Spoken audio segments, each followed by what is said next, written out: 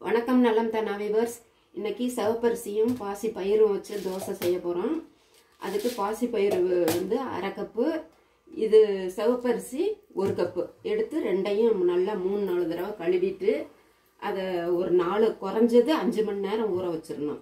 ஊற வச்சதுக்கப்புறம் அதை ரெண்டையும் ஒன்றா போட்டு நல்லா நைஸாக அரைச்சி எடுத்து வச்சாச்சு.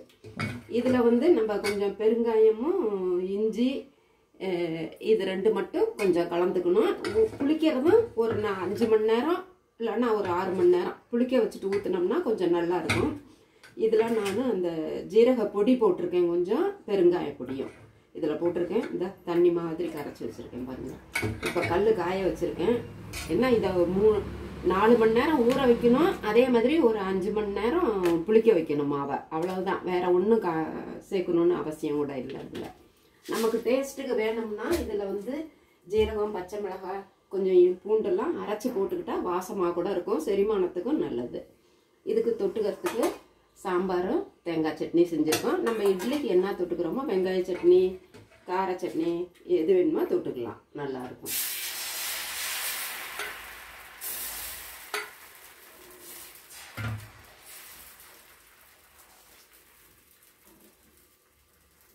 இது சிவப்பரிசி உடம்புக்கு நல்லது. நல்லா புளிக்க வைக்கிறதுனால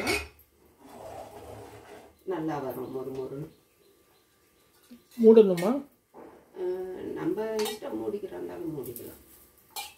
மூடினா கொஞ்சம் சாஃப்டாக கிடைக்கும். மூடாமல் இப்படியே எடுத்தோம்னா கொஞ்சம் மொறு மொறுப்பாக கிடைக்கும். அது சிவப்பரிசியும் பாசி பயிரும் உடம்புக்கு நல்லதும்பாங்க. நம்ம எப்பொழுதும் செய்கிற தோசை விட இது மாதிரி செஞ்சுட்டோம். உடனே ஊற்றணும்னா கூட நம்ம வந்து இதில் ஒரு 2 ஸ்பூன் வெந்தயமும் தயிரும் உடனே கலந்து கூட ஊற்றிக்கலாம். ஊற்றிட்டு மெலிசாக ஊற்றி எடுத்தால் கூட உடனே சாப்பிட்டுக்கலாம்.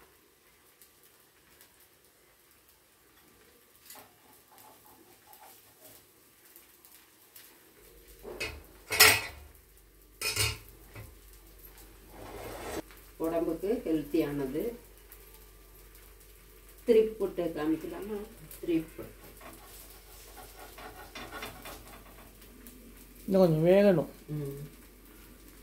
இந்த கொஞ்ச நேரம் புளிக்க வச்சதுக்கு அந்த பபிள்ஸ், தோசைக்கு வர்றாப்புல அந்த பபிள்ஸ் எல்லாம் வந்துருச்சு. நல்லா நைஸா அரைச்சிக்கணும். நமக்கு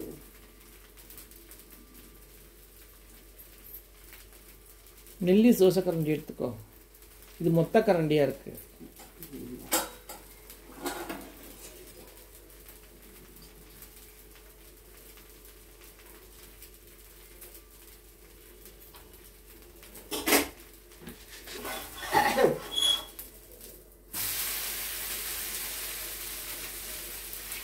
நான் அவசரமாக எடுத்துட்டதுனால அது வந்துருச்சு.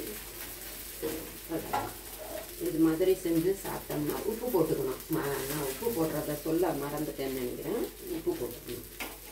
உப்பு போட்டு கரைச்சி ஒரு 4-5 மணி நேரம் ஊற வச்சுட்டு, காலையில் ஊற வச்சுட்டு ஆட்டி வச்சிட்டோம்னா சாயந்தரம் கூட ஈவினிங் டிஃபனுக்கு கூட சாப்பிட்டுக்கலாம்.